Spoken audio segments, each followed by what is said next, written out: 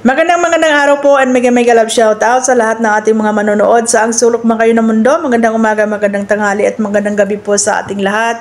Sana po ay nasa mabuti kayong kalagayan. And for today's reaction video guys is bibigyan ko ng reaction itong si Arjin. Ayan. So kung nakikita ninyo, nakailang beses na rin akong nag-reaction kay Arjin, no? And ngayong araw or ngayong reaction video ko guys is magbibigay ako ng siguro more on payo kay Arjin, no?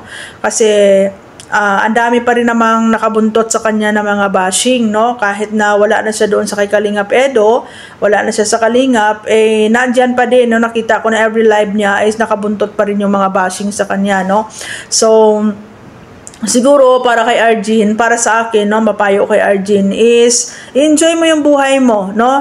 Enjoy mo yung buhay mo, tapos do whatever you want as long as wala ka namang naapakan na tao, and enjoy mo yung pagti-TikTok mo, pagre-reels mo, and ituloy-tuloy mo yung pag-personal vlog mo kasi nasusundan kita kahit sa Facebook at nakikita ko naman na masayahin kang bata, nakikita ko naman na ini-enjoy mo yung ginagawa mo. But then siguro ang mapayo ko sa iyo ay kung po pwede, tigilan mo yung pagpo-post ng mga sarcastic na mga post, no?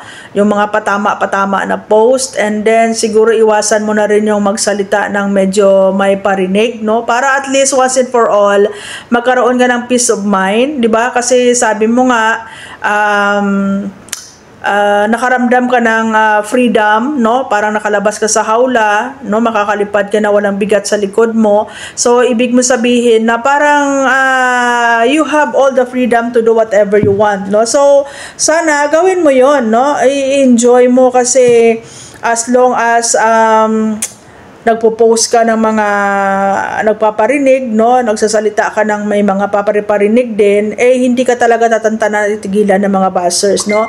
Siguro, no, sa lahat-lahat ng nangyari sa buhay mo, meron namang mga magaganda at mga sabihin nating mga memorable, no, na nangyari sa buhay mo, which is be thankful and be grateful doon sa mga tao na nakatulong sa iyo kasi kahit anong gawin mo, nakatulong na yan sa iyo, no? And tanawin mong utang na loob 'yon. And then, siguro, pag-aralan mo na maging, tawag dito, maging pasensyosa na hindi lahat ng nababasa sa'yo patulan mo, hindi lahat ng mga naririnig mong mga hindi magandang mga bashing, magpaparinig ka din, no? Yes, naiintindihan ko na minsan kailangan mong lumaban kung meron ka talagang mga nababasa or meron talagang mga bashing sa'yo na talagang sobra-sobra na, but then, minsan kasi hindi mo intention or hindi intentional yung mga post mo, wala kang mga binabanggit na pangalan, but then nandyan kasi yung mga bashers na kaabang lang sa'yo. Konting pagkakamali mo lang ay talagang titirahin ka, no? So paano ka magkakaroon ng katahimikan, paano ka magkakaroon ng peace of mind kung ikaw mismo ay hindi ka umiiwas, di ba?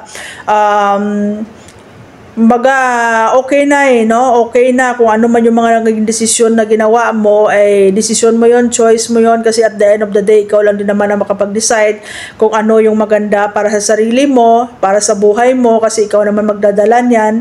So, yun lang yon, no? Kung ano man yung mga nangyari in the past, siguro be thankful and be grateful na lang dun sa mga taong nakatulong sa iyo. And I'm sure, hanggang ngayon, may mga tao pa rin naman na tumutulong sa iyo. And malay mo, yung mga tao nang babas sa iyo, pag nakikita nila na talagang naka-move on ka na, parang wala ka ng mga angst, wala ka ng mga hinanakit, malay mo, no, someday makukuha mo din yung simpatiya nila, at pag nakita nila na talagang okay ka na parang nakikita nila na naka-move on ka na, hindi ka na pumapatol sa kanila, malay mo makuha mo din yung suporta nila, no? So yun lang, kasi nakikita ko na susundan kita pati sa Facebook, nakikita ko naman na masayahin ka, masaya ka sa mga ginagawa mo, nag-enjoy ka sa pagre-reel, sa pagti-TikTok mo, and then sa pag-vlog, continue mo lang yung personal vlogging mo, 'di ba? Na ituloy mo yung buhay mo, ipakita mo dun sa mga taong nagde-degrade sa iyo, nang babasa sa iyo na nagkamali sila, na kaya mong tumayo sa sarili mong paa, na hindi ka naging kawawa kahit na yan ang naging desisyon mo.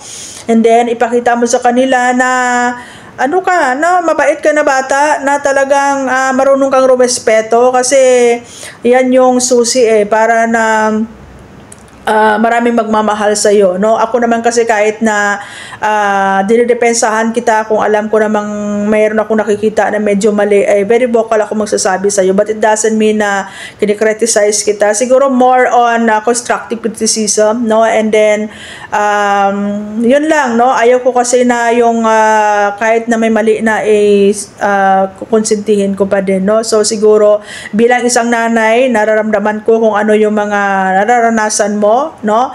And then alam ko din naman yung feeling ng isang anak na kagaya mo, no? So siguro more on motherly advice, and ayan, yung concern ko nandiyan sa iyo, no? Pero pag meron ako nakikita na hindi maganda, hindi ko din naman ito-tolerate. So siguro kasi pag habang nagpo-post ka ng mga ganyan, na mga sarcastic na mga post, nagpaparinig ka, mas lalong hindi ka tatantanan ng mga buzzers, no? Although na wala kami na-mention na pangalan, wala ka namang pinapatamaan, but then you can please everyone na kung ano yung magiging kung ano yung magiging conclusion nila doon sa mga post mo, no? So siguro move on and enjoy life, and tuloy mo lang kung saan ka masaya, di ba? And as long as wala kang inaapakang kapwa mo, no? And bata ka pa, no? Marami ka pang mararanasan, marami ka pang ma-experience sa buhay. Huwag mo sayangin 'yon. And kung may mga dumadating na mga oportunidad, grab mo kung alam mong makakabuti para sa iyo, no? Kasi minsan ang opportunity nagnanak lang once, no? So, ayun yun, no? And don't forget to be thankful and be grateful doon sa mga taong nakakatulong sa iyo. No matter what, nagkaroon mo kayo ng samaan ng loob, huwag mo kalilimutan yung mga taong nakatulong sa iyo, di ba? So, yun lang. Good luck, Arjin, and enjoy life. At ituloy mo lang yung mga kung ano yung makapagpapasaya sa iyo. And ituloy mo lang yung personal vlog mo. And yun lang, no? And please stop, no? Please stop magpo-post ng mga sarcastic post, and please stop din magpaparinig para makukuha mo talaga yung peace of mind na hinahanap mo, okay? So, thank you so much everyone, and thank you for watching and for supporting din po sa Kapitana ni Heights channel. Ayan, support nyo Arjin Tapular, and sa mga hindi pa po nakasubscribe kay Arjin at sa akin po, Kapitana ni Heights, ayan, please do subscribe. Thank you so much and God bless. We'll be right back.